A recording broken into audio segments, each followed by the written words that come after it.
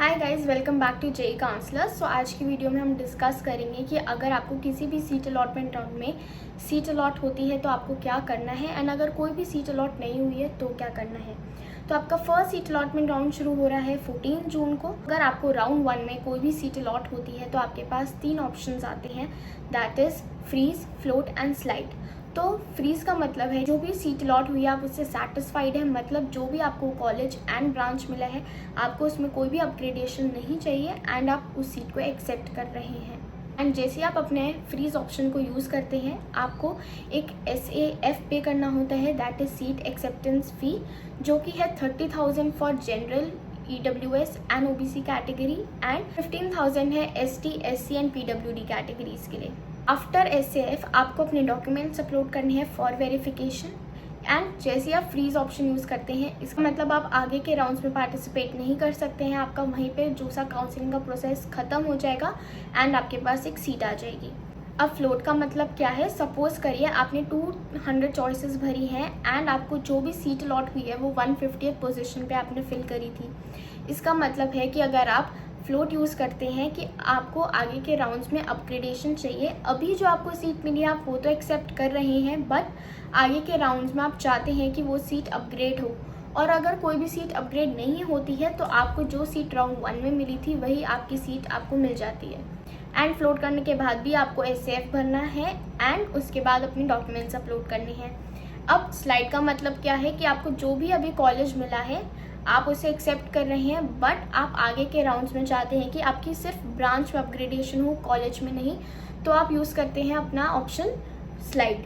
तो ये आपके 3 ऑप्शंस होते हैं एंड आपको स्लाइड के बाद भी SAF एंड अपने डॉक्यूमेंट्स अपलोड करने होते हैं।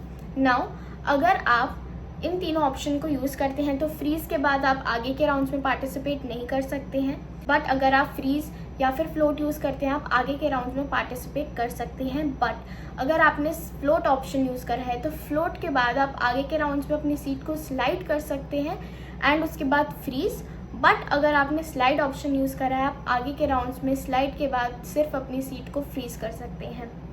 तो ये तो था आपके विलिंगनेस चॉइसेस। एंड उसके बाद आपको पे करना होता है SAF, जो कि होता है 30,000 for general, OBC and EWS category and 15,000 for ST, SC and PWD categories. And आपको SAF पे करना है बाय 18 जून, ये लास्ट डेट है आपका SAF पे करने का। और उसके बाद आपके डॉक्यूमेंट्स वेरीफाई होते हैं। डॉक्यूमेंट्स वेरिफिकेशन में अगर उनको कोई भी क्वेरी आती है आपको वो रिजॉल्व करनी होती है उनके टाइमलाइन के हिसाब से। उसके बाद आपको क्या डॉक्यूमेंट्स अपलोड करने हैं, तो डॉक्यूमेंट अपलोड्स में आपको अपना 12th क्लास का मार्कशीट अपलोड करना है। डेट ऑफ बर्थ प्रूफ में आप अपने 10th क्लास की मार्कशीट अपलोड कर सकते हैं। उसके बाद आपको कैटेगरी सर्टिफिकेट, तो अगर आप OBC या फिर EWS कैटेगरी का सर्टिफिकेट अपलोड कर रहे हैं वो आपका 1 अप्रैल 2025 का या फिर उसके बाद का होना चाहिए।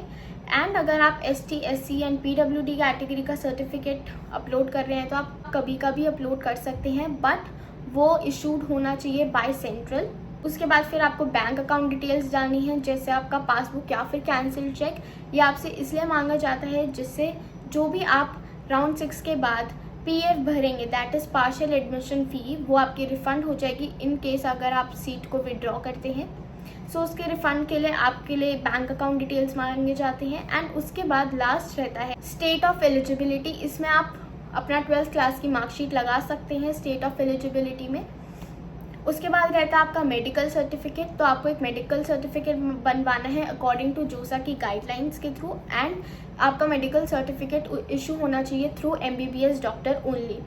ये प्रोसेस था उन बच्चों के लिए जिनको अगर राउंड 1 में सीट अलॉट होती है, बट अगर आपको राउंड 1 में सीट अलॉट नहीं हुई है तो आपको इनमें से कोई भी स्टेप नहीं करना है। आपको फर्दर राउंड्स के लिए वेट करना है कि आपको किसी भी राउंड में राउंड 2, 3, 4, 5 एंड 6 में अगर कोई सीट अलॉट हो जाए। तो अगर आपको किसी भी राउंड में सीट अलॉट होती है तो आपको ये सब प्रोसेस फॉलो करना होता है। बाय चांस अगर आपको सीट अलॉट नहीं हुई है so do not worry, NIT, GFTIs and आपकी IIITs के लिए आपको एक और चांस मिलेगा थ्रू CSAB। सो अगर आपको कोई भी क्वेरी है या फिर आपका कोई डाउट है तो आप विजिट कर सकते हैं जेई काउंसलर्स, जहां पर आपको हम 1-on-1 लाइव काउंसलिंग सेशन के थ्रू हमारे एक्सपर्ट्स गाइड करेंगे throughout your journey. So visit करिए JEE counsellors, link is in the description.